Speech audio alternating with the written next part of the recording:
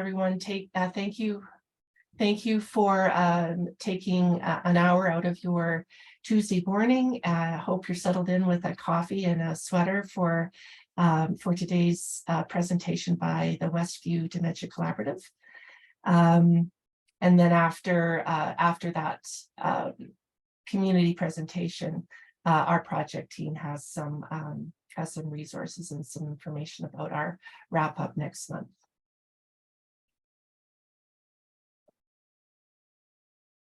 Oh, sneak peek.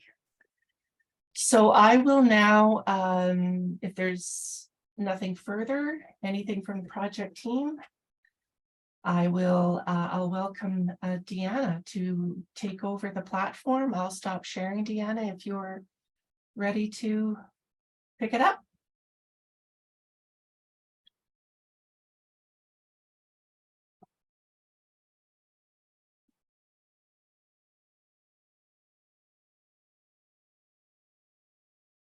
Hi there. There we are. Okay. Are you guys seeing the blue screen? Or are you still seeing the agenda? Blue. Okay, cool. Okay. All right. Welcome, everyone. Thanks for the introduction there. My name is Deanna Butts, Town of Stony Plain Community and Social Development Officer. So I'm really excited to share and showcase the WestView Dementia Collaborative and our journey with the 𝘮𝘮 team, who is now known as the Connecting People and Community for Living Well team. So it really has been a journey that's included building partnerships and capacity to provide ongoing support for those living in the community that are impacted by dementia. So it kind of feels like all the stars aligned, and what we've experienced is a community coalition developing and action planning happening across health, social, community, and municipal and public sectors. So today we'll walk through our adventure to becoming more dementia friendly, along with highlighting key learnings, successes, barriers, and our experiences with the Connecting People and Community for Living Well team. So when I say that the stars seem to have aligned, I'm referencing our Dementia Friendly's community work, and that started in or around like 2016, 17. And at that time, 𝘮𝘮 was doing some provincial work, and regionally we had the WestView Dementia Collaborative was kind of in their beginning phase of becoming more dementia friendly. So the work regionally included increasing awareness, identifying challenges people living with dementia face. Some of these identified challenges included accessible rec and social opportunities, access to respite services, and transportation. So finding solutions to these challenges has guided our work as we entered into phase 2, which is kind of where community-based innovations for dementia care grant comes in. And then that's kind of when the 𝘮𝘮 team shifted to become Connecting People and Community for Living Well. So essentially we had grant support supporting the local work, and then we had our provincial team working alongside us, and this really helped elevate dementia awareness in our region, and having kind of both streams advance this work at the same time. So now let's introduce the WestView Dementia Collaborative.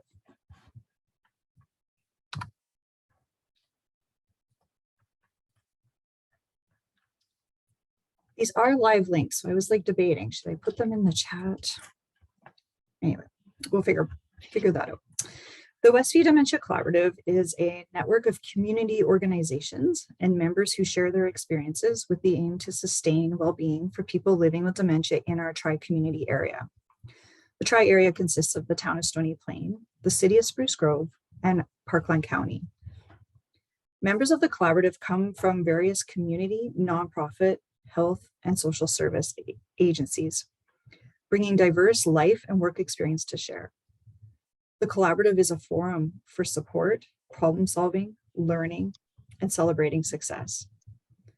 Within the last 2 years, the group has co-created a resource list relevant to our local region. We've shared information and problem solving at a systems level to reduce barriers for people living with dementia and their care partners. This group was established in the first phase, and it can be seen that this working group has been vital to support the development of partnerships between community and health sector. This interagency working group has reduced barriers and really listened to people's experiences with the goal in mind of improving service delivery across a multi-sector organizations. These leaders in the community and serving agencies have elevated community-based innovations for dementia care. It has been commented on by other regions that we seem to have a resource-rich community, and it is noticed that we do have a strong, dedicated group that is committed to advancing Stony Plain to becoming more dementia-friendly. There's also something to be said for relationships. It really helps to know who to call on and those who have personal passions. This is about having the right people at the table at the right time. So having known Helen when her role was in home care in our region, and then to have her part of the 𝘮𝘮 team really helped bridge some of the gap. Helen was able to champion and advocate for with other AHS departments to be at our table, and she knew who to connect with. Thanks, Helen.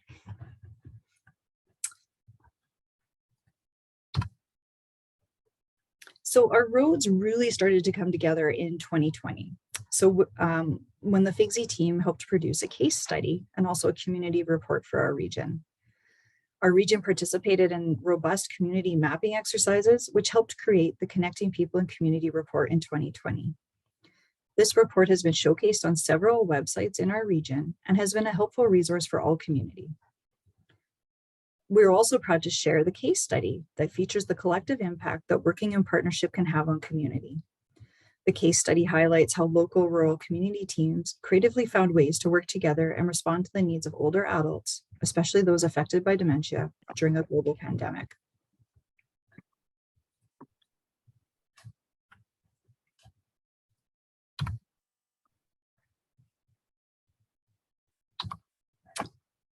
Another asset that was developed by the 𝘮𝘮 team was the co-creation of the Wellbeing Guide.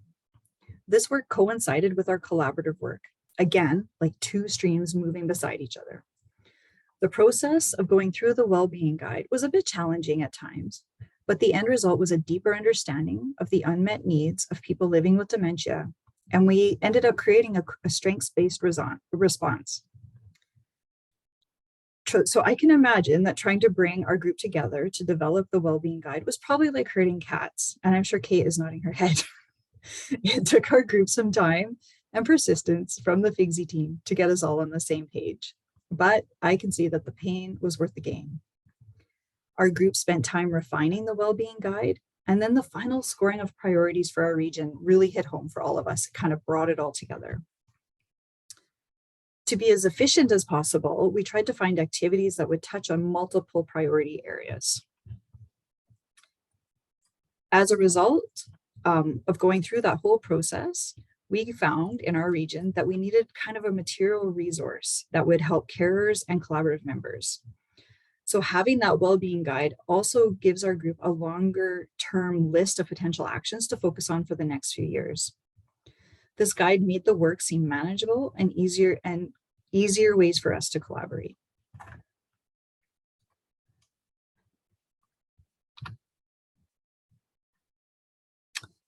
So the WestView Dementia Collaborative is a dynamic group of people who get things done.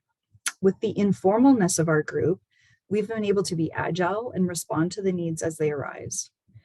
An interesting example is we do have a doctor on our team, and she was able to highlight a need that she was seeing in her practice, which was one consistent place to look for resources. So at that time, we struck up a subcommittee, and within 2 working meetings, we had a regional resource list created. This list is now used by all collaborative members and hosted on several of our websites. By having one list, it reduced admin time in updating and managing, and it's also provided serving agencies with consistent and referral information. Another success of the collaborative is including carers as members of our collaborative team. By having all levels at the table, we've been able to really listen to the needs and experiences and then implement systems change.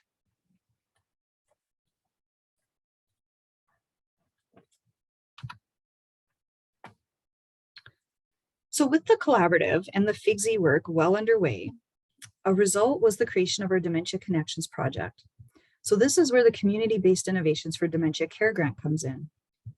By having supported the 𝘮𝘮 team to get the collaborative up again And then comes in the grant funding from CIDC.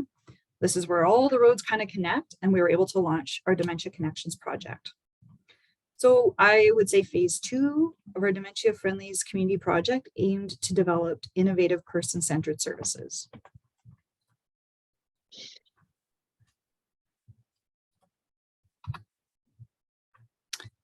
So the Dementia Connections project has been a catalyst for inclusion. We've created a community champion volunteer program that has been able to connect people living with dementia and provide resources. A large focus has been to recruit, train, and support our committed volunteers. These volunteers have been very passionate and are now champions in our community. They are knowledgeable about dementia and familiar with local resources. During the first year of the CIDC grant, we even found that our scope and areas of focus had increased and expanded. We were able to offer individual supports, offer community-based dementia-friendly programs, build connections and social opportunities, build capacity in our region, and shift perspectives and increase awareness. These areas of focus are guiding us as we continue to work to build a resilient and safe community for all. With regular evaluation criteria built into our programs and services, we've been able to get creative in offering community-based dementia-friendly social activities. Using this person-centered approach has been really appreciated by residents and care partners. So throughout our 2 years of the program, we've been able to offer creating connections through art, friendly visiting, trail explorers walking group, history explorers, memory cafe, living the dementia journey, let's talk dementia, and dementia service navigation. What is unique about most of these activities is that they offer an informal form of respite for the care partners. These types of activities give the care partner a chance to talk to others who are in a similar caregiving situation. So when we say dementia service navigation, we do have a community connector position, which was kind of created in collaboration with our local PCN, our primary care network. In response to a need that was identified that a further level of support was needed past what our volunteers could offer. This included assistance with forms, a bit more in-depth dementia service navigation, applying for financial benefits. We were then able to combine funds and with the PCN in our department and able to host a community connector for older adults. So we have our volunteers providing basic information and referral. Then if that's not quite enough, they get referred to our community connector for older adults who could do a bit more in depth. Like I said, the forms, making sure they got all their benefits. So that's worked really well for our region.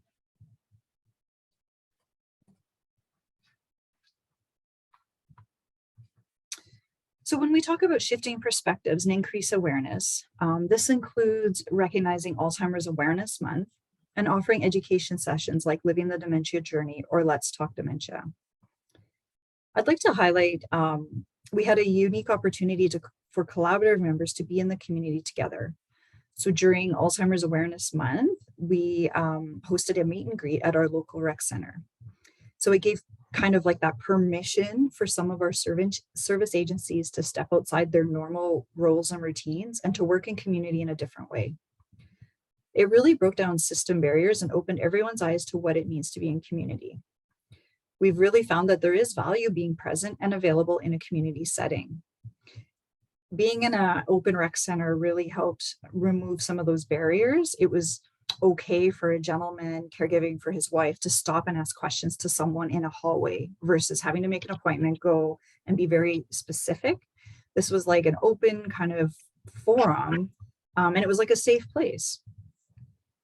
And so we've actually done that twice now. So 2023 and 2022, we offered 2 of these each Alzheimer's Awareness Month, and they've just only gaining more and more traction.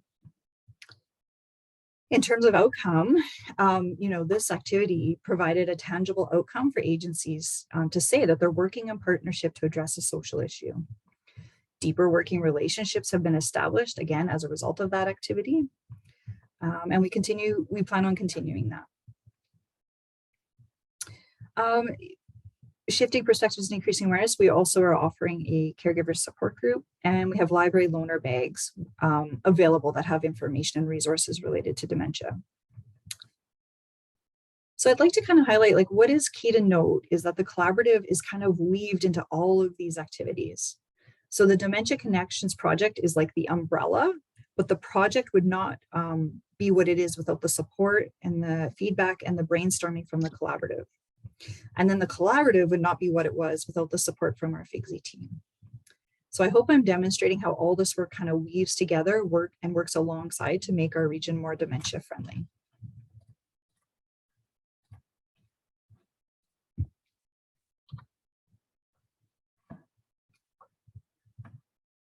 So success of working with the Connecting People and Community for Living Well team has really been the creation of the Wellbeing Guide and the result that work has produced. We now have a resource that is available in our community. The collaborative has also a greater understanding of unmet needs of people living with dementia, their care partners, and our service agencies.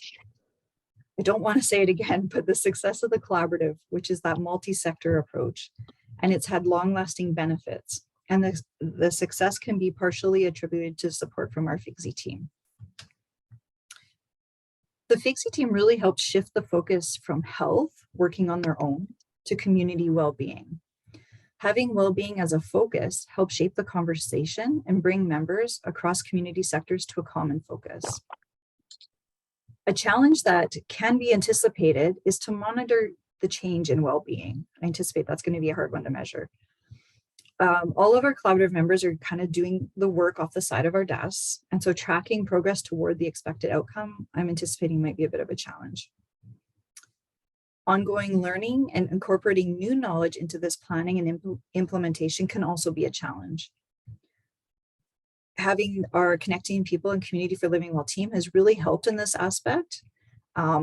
And if that support's not there, I'm thinking we're going to feel a bit of a gap.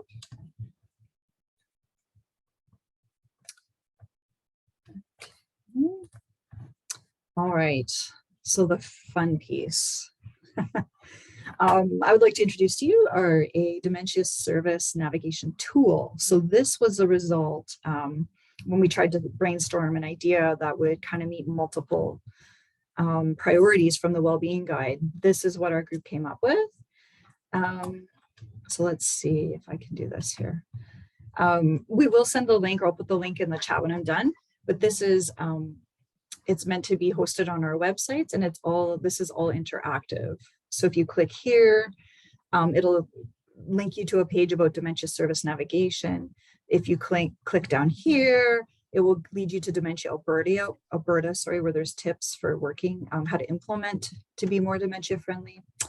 If you click here, you can get symptoms. How do you know or can identify possible dementia signs and symptoms? And then what we did is there's a navigation page. And so it's like, if you're a business owner, what can I do? If I'm a teacher, what can I do to be more dementia friendly?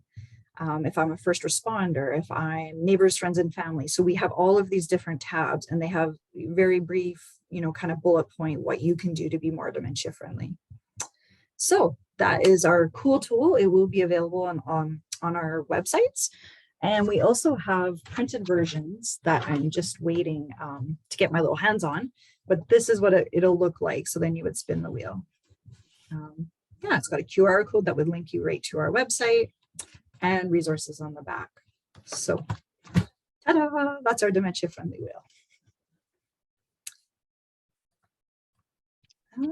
Okay, so we'll move on to key learnings.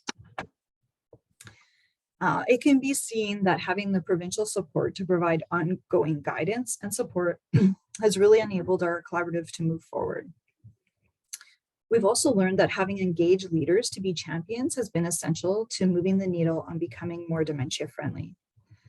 This was seen by having, Ellen from WestView Health Center, the site director. We had our executive director, Marty, from our primary care network, our own department's general manager, all of these key players sitting at the table who are passionate about being dementia friendly. It really helped to remove operational barriers. We also have, Arlene from the Alzheimer's Society, Sharon from our group, again, just key in garnering support and has led to local efforts being advanced.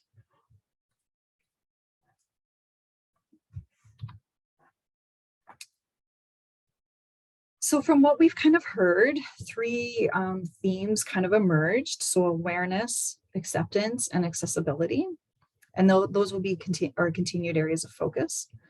We'll continue to find strategies and opportunities to promote awareness, which will then increase acceptance. We will continue to assess barriers and increase accessibility of offered activities and supports. The collaborative will continue to meet on a regular basis, and we aim to increase our membership.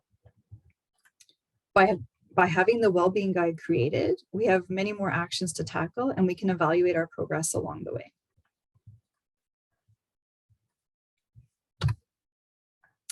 So I would like to throw out a few acknowledgements. That includes Alberta Health Services and the Community-Based Innovations for Dementia Care Grant, along with the Connecting People and Community for Living Well team. I would like to thank our regional partners on the WestView Dementia Collaborative, our dedicated volunteers, people living with dementia, and their care partners.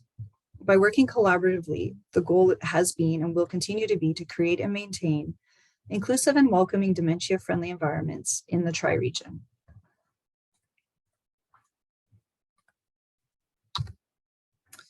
So from what we've heard and seen demonstrated, the WestView Dementia Collaborative, with the support from the Connecting People and Community for Living Well team, provides a sense of hope. It helps people to feel heard, supported, and connected. This multi-layered work that meets multiple overlapping needs, which included physical activity, social connection, access to resources, support, and information.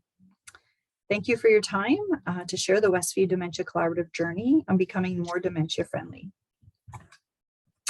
Open to any questions. Wonderful, Deanna. Such heartwarming work.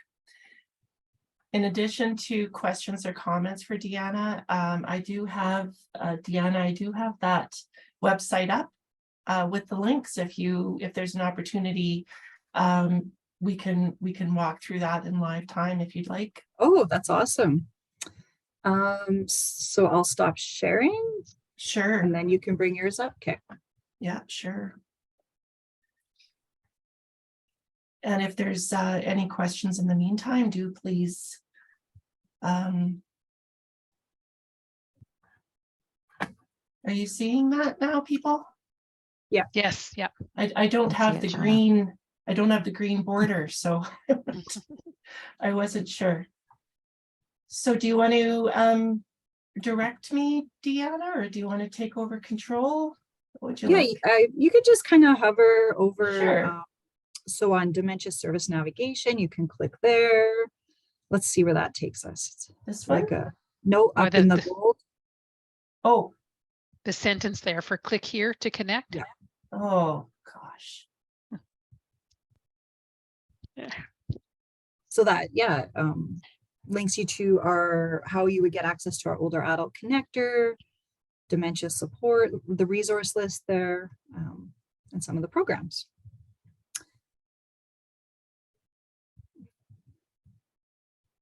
Then cool. Then you click, there's signs and symptoms, and that came from the Alzheimer's Society. Oh, that's okay.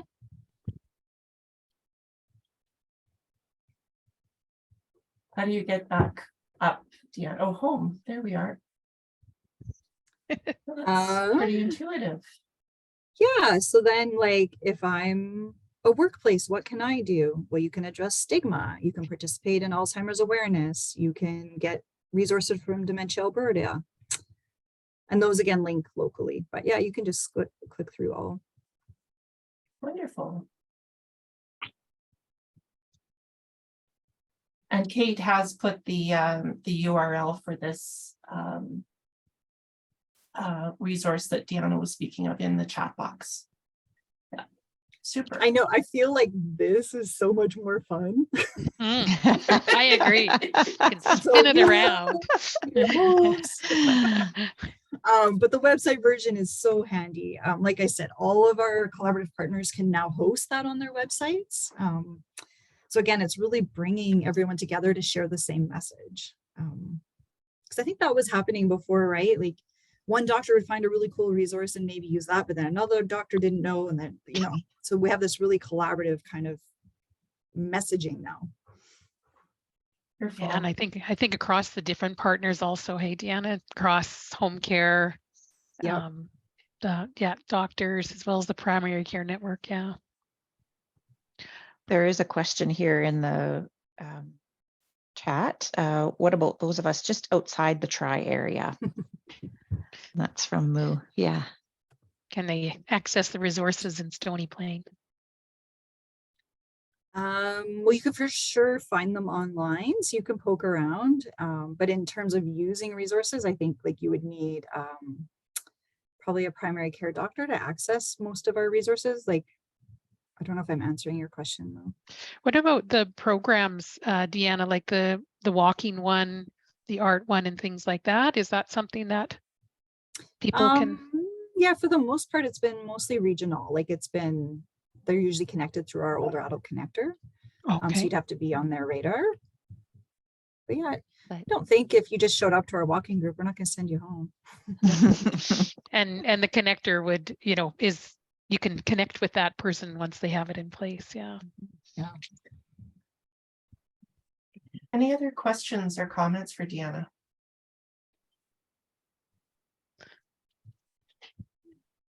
Mo, did you have more that you wanted to? Oh, you're on mute there. muted. Sorry. Okay. There we all are. right. There we go. Thank you. Sorry. Small town Alberta, like 𝘰𝘬𝘗𝘓, 𝘮𝘱𝑡𝑗𝑡𝑡, etc. We find it extremely difficult to access resources, physical resources. Yeah. That's why my husband and I moved into the city for the winter. But I mean, the seniors home we're in is lovely, but they're all old. Yeah. I mean, You'd like a most people- mix. You'd like a mix, right? Yeah. Oh, jeepers. God bless them. I have to work very hard to keep my RN hat off. It's very hard not to do counseling and keep that off. It's everybody's in their late 80s, 90s. And although my husband fits because he's 80 and he has Alzheimer's and doesn't know any better, I'm finding it extremely difficult. And I have made a decision to go back to the lake, to Laxontan, and try to get resources brought in. Now, there's such a disparity.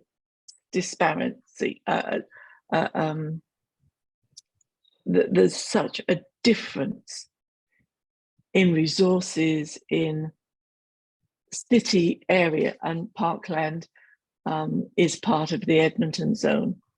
You get to the northern zone, it's like falling off the end of the earth as far as resources are concerned. And I apologize to the person from Westlock, wherever you are, but you probably appreciate a similar feeling out there.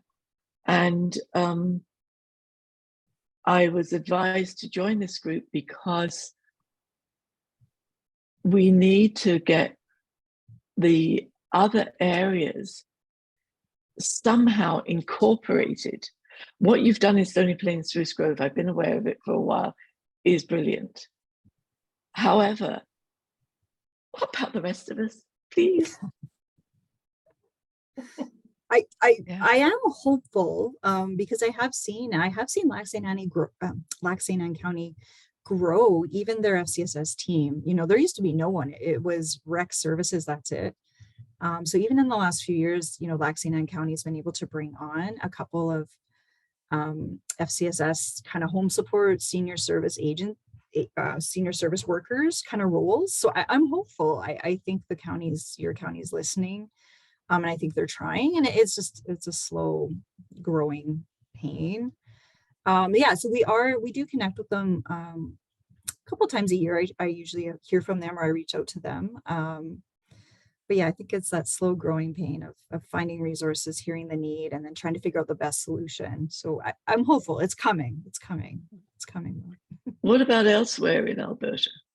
Can I hear from other people? I would really be interested to know. Sure, I'll just do something general, and then maybe Ellen will speak up there from Innisfail. So on our core site, actually, you'll see 4 other recordings from 4 other communities that have participated in this work, Mo. And so one is Westlock, then Innisfail, Drumheller, and Three Hills. And so you'll see examples of how those collaborative teams have worked together with their local resources to build support. So that's some ideas there for you too. But I'll let Ellen speak a bit about what they've done down in Innisfail. Sure. And I did put that comment sort of in the online chat for you as well. We're in the same boat with regards to looking at those rural services and how can we support people, not only those who live in town, but again, who live on farms and in those areas. And it is definitely a challenge. Some of the things that we've done is again having the opportunity to put on different events, education events, care partner fairs, those type of things. And what I mentioned in my comment to you on is, have you considered some of the online stuff? I know it doesn't work for everyone, but I know one of the things that we have, which we've really expanded throughout Alberta, is a program called Let's Connect. And it is free, it's through Zoom, and it's online, it's programming, it's live programming. So anything from exercise program for people living with dementia to, the brain gyms. We have other exercise programs, education, sometimes live concerts as well. So, we do have a variety of things there. And again, if technology isn't fantastic, one of the other, as a rec therapist, one of the other resources that I do recommend for people who don't have that technology comfort is Senior Center Without Walls. And that's through the PCN out of Edmonton, and it's phone-based programming. Both work well. Of course, I'm a visual person, so I know I tend to like that face-to-face where I can communicate back with someone who's online with me. But we do have volunteers who run our programs, and we are open to anyone, even on this call, who would like to run a program through Let's Connect. It benefits everybody that we're trying to support. So keep that in mind. We're always looking for partners. So yeah, those are some of the things. And again, we open things up to as many people as we can. Unfortunately, you live a lot further away. That's the only option we would have for you, is that online option. Thank you, Ellen.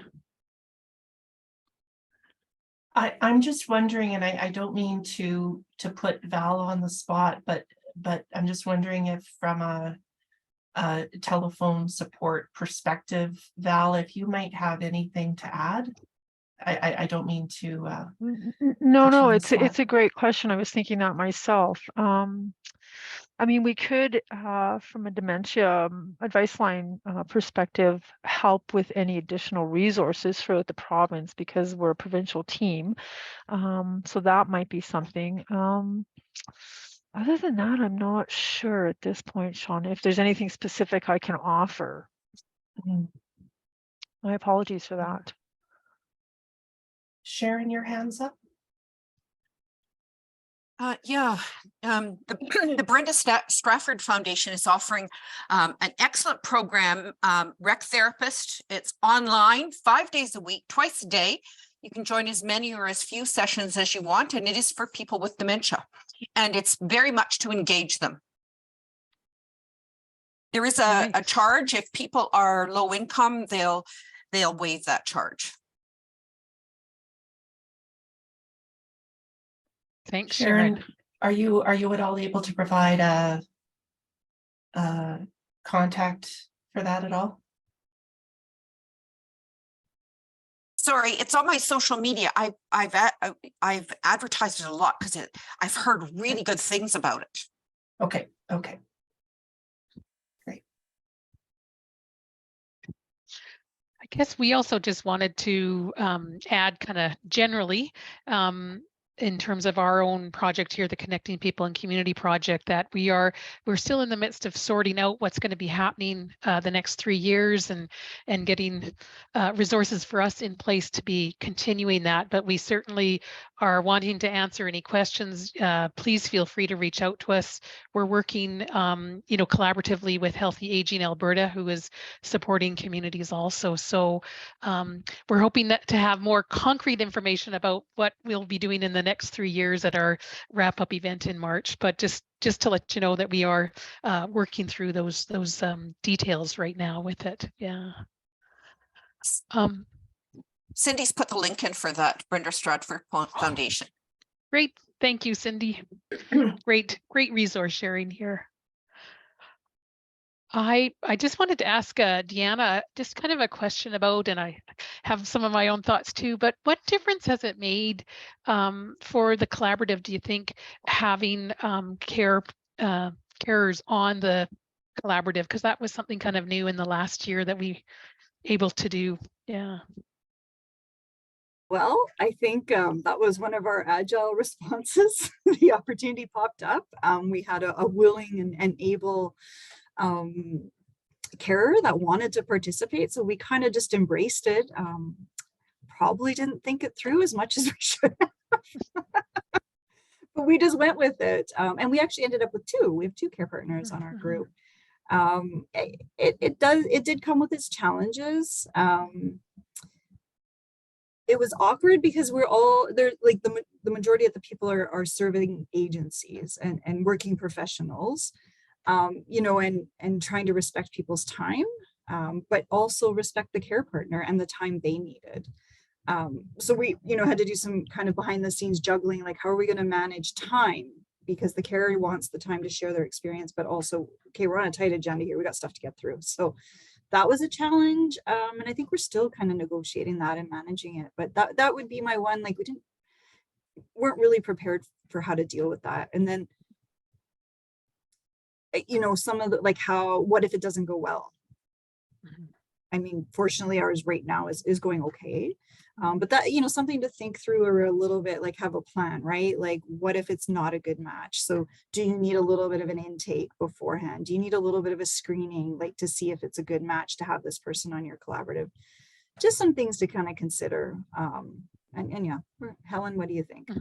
Yeah, no, I think really key learnings there that you're sharing with that, and it speaks to me about that relationship building part of all of this work, right? So with each individual on the collaborative, needing to find out what they are going to get out of it and what's important for them, and then also what they're able to contribute to it too.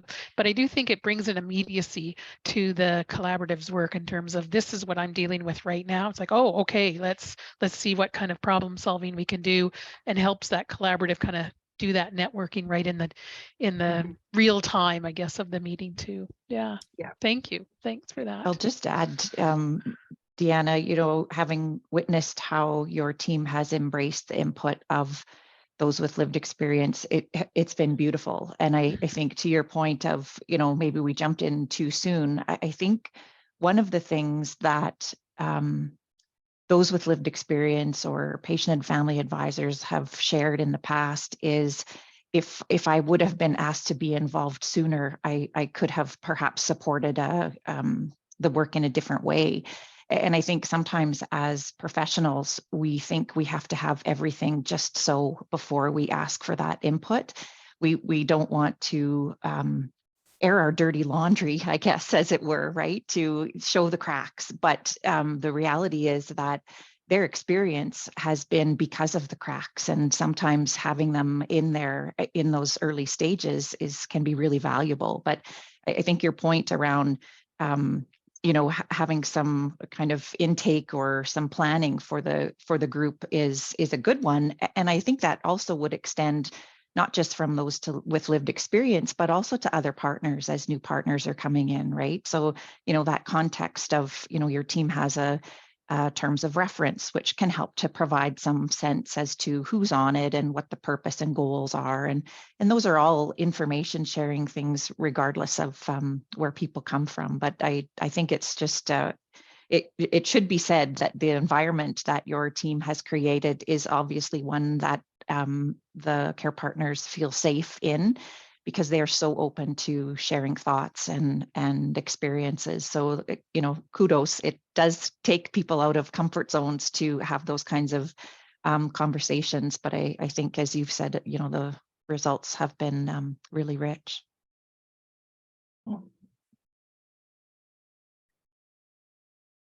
There is a quick question in the chat regarding rural needs as a priority when an organization is split over urban rural, and how rural gets deprioritized or lost. And I think that's just speaking to what we were talking about earlier, that about how the growth in rural is slow, if at all, and working to identify the needs in rural areas as important, if not more, than other areas. Yeah. Anything more on that, Deborah? Sorry, I just wanted to make sure that. Yeah. Yeah. Yes. No, it's just more. I've been questioning this from a municipality perspective. Is, you know, we've got a really, really good FCSS, and I can't say enough good about them in our local city. But it's almost like the resources that they have just get eaten up so fast, and they have great intentions of delivering programs outside. They just never get there because everything gets eaten up by the city. And same with our seniors. Our seniors center is located in the biggest city, and she's really trying actively right now to get out into the smaller communities around the city. But I just wondered if there's some area for looking at, you know, maybe restructuring a little bit to make sure that larger urbans just don't eat up everything that's available. Yeah, I think that's kind of what we're doing a bit through the back door, I would say, in this work, by having these local collaboratives form, so that decision making is happening locally, and tapping into whatever resources are there locally, and then there's an advocacy role there too, right, in terms of, you know, this is what we're doing. And sometimes when you're able to show the work that you've done, and you just need this bit of support, then sometimes that's able to be found also with it. But I think, Deborah, for sure, that's what we're kind of trying to infiltrate here from the back door with it, right? Yeah. And I think too, Deborah, you know, there are a number of folks on the line who have been at this work in their community for a few years, who I would say are very rich resources for, you know, if it's something that you're looking to advance locally. We shamelessly connect other people with teams who have experience of doing this work on the ground, and there's always lots to learn. You know, it has to be the context of your community that fits, right? But learning what happens in other places can be good to get the imagination rolling. Great. I think we have time for this last question, Shauna, in there. And you were asking about caretaker funding outside of Edmonton. Yes, I was. Can you hear me? Yeah. Yes. Yeah. Since I've come to the city, my eyes have been opened so wide as to what is available in Edmonton, which I, as a nurse in home care, had no idea. My home care nurses in 𝘮𝘂 have no idea.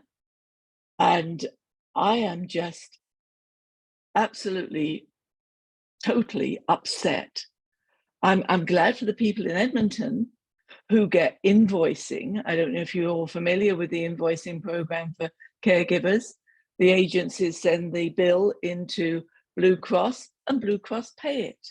If you take an agency that costs more than the 32 or 34, whatever it is, an hour, then you pay the extra.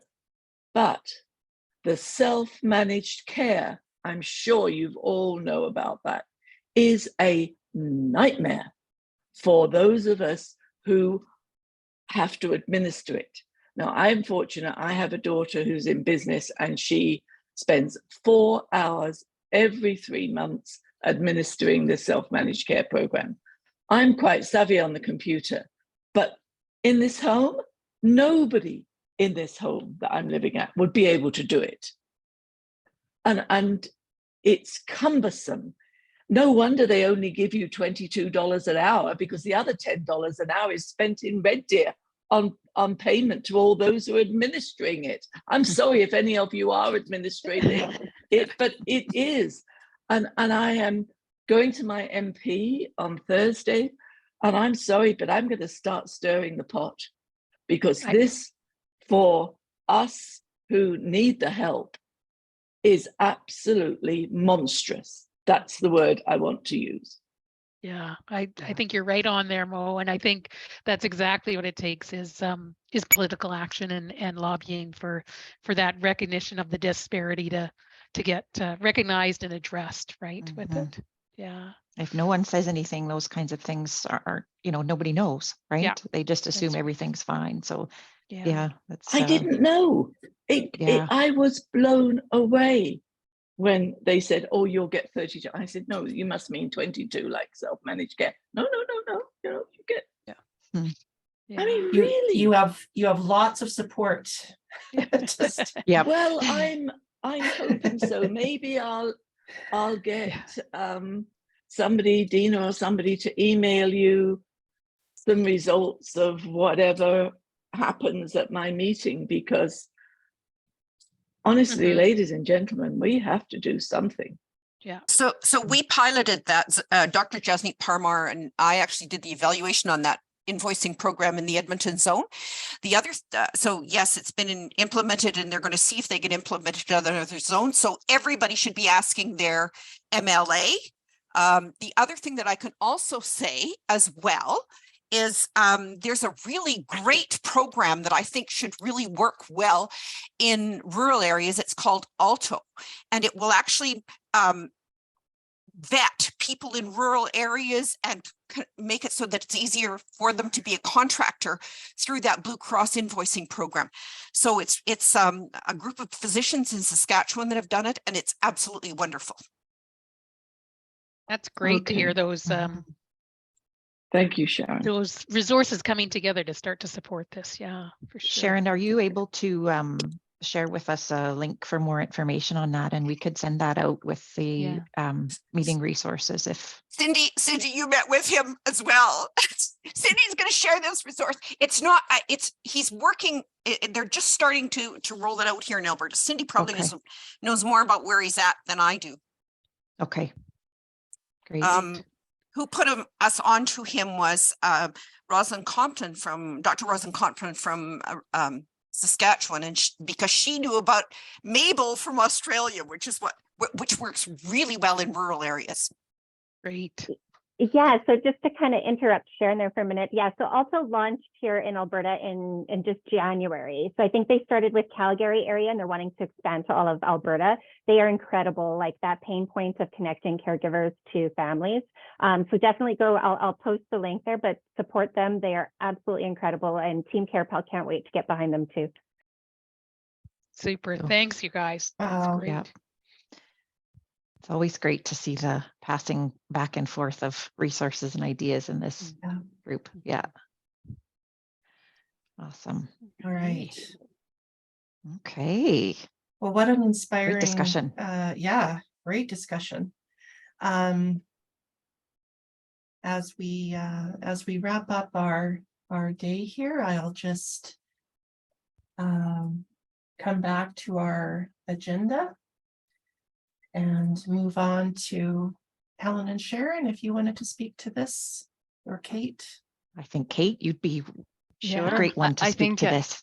I think everybody's been getting my emails about this. I know a lot of you have registered already, but in lieu of our regular partners meeting on March 28th, so that has been canceled. If you have it saved in your calendar, you'll have to delete the 9:30 to 10:30. We have a very special event from 10:30 to noon on March 28th, and we have a special guest, Cormac Russell.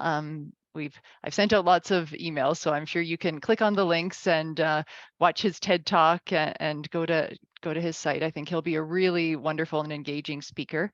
The event is free. Register now. If you've missed any of the emails, feel free to reach out to me and I can resend them.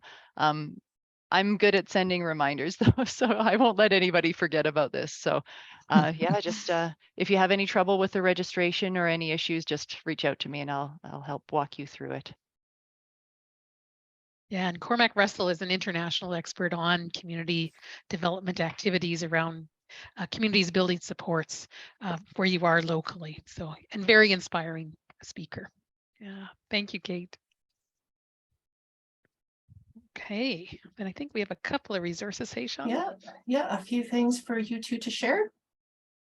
Just need the next slide. Sorry, we were on the Health Oh, Canada. There we go. It didn't forward. There we are. There Not too we many. are. No, More kind of FYIs than resources, but yeah. Do you want to go ahead, Sharon? Sure. The first is a video which is around a restaurant that they've kind of opened it as a pop-up almost, but it's called the Restaurant of Mistaken Orders. And the whole idea in it is to highlight how those living with dementia are human beings just like us. And the people who take orders and serve the food in the restaurant all have a diagnosis of dementia. So it's just you know, not necessarily anything that maybe you can, you know, document in a paper or something, but it's gives some ideas around, you know, pop up and how to reduce stigma and just the beautiful way that they've handled it in that culture. The second one is just a bit of an FYI and as well as a kudos. So about, I don't know, I'm going to say a month or 6 weeks ago, maybe. Yeah.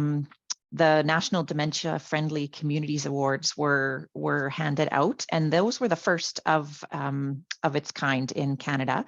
So there were 6 categories and 23 nominees total, and many from Alberta, and some faces on the line today were also nominated for that. So Innisfil received a nomination, as well as Stony Plain. And I'm not sure if there's anyone today from St. Michael's or Drive Happiness on the line, but they have been involved in CIDC grants. And for those who had the opportunity to work with Charlene Knutson, who was a key part of starting this work a number of years ago, she was posthumously awarded a Dementia Friendly Community Ally Award. So the hyperlink is in the slides that will come out afterwards. But congratulations to all of those who were nominated. It's great to see that local representation. Thanks, Sharon. So as we wrap up, again, thank you so much for spending an hour with us. It's been a pleasure to have you and interact with you. Are there any last questions or comments from the project team or anyone on the line before we say goodbye? Just a big thank you to Deanna. That was a great Yeah, presentation. thanks so much, Deanna. Thanks so much. Yeah. Join us on CORE. As Kate was mentioning, she's a great communicator of our team, and so as you get the opportunity to join, if you haven't already, please take that. Otherwise, again, thank you. Be safe and warm, and we'll see you on March 28th for our exciting celebration. Great. Thanks, everybody. Thanks so much, everyone. Okay. Enjoy the rest of your day.